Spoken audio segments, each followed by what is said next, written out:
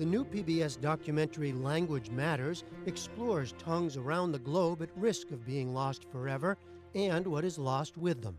We are being narrowed and homogenized by the loss of languages that we're not even aware of. The predictions are dire, that by the end of this century, more than half of the world's 6,000 languages will be gone.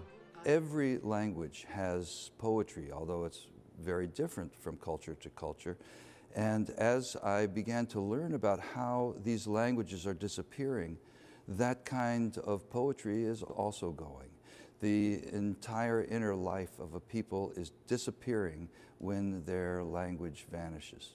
Is that your language?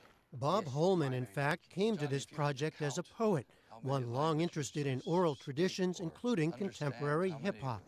He and filmmaker David Grubin traveled from Australia to Wales to Hawaii, looking at languages on the brink and how some people are fighting to bring them back.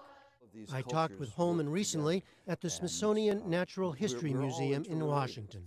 Each of these languages holds a little piece of information or a lot of information, can hold information about medicines and health, can hold information about the constellations in the sky.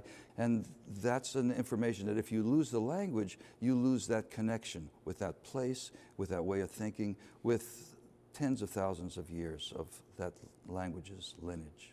But couldn't you make the argument that it would be better if we all spoke the same language, that we all understood each other? There would be more understanding in the world. Right? Well, I love that argument, and it makes so much sense until you understand what understanding is. You know, language is much more than communication. When we talk about it on the surface, that's what it is. Mm-hmm.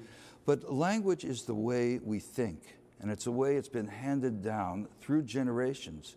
If you begin to think in another language, that's fine. But if you have to lose the way that your family has been speaking, that's not so fine.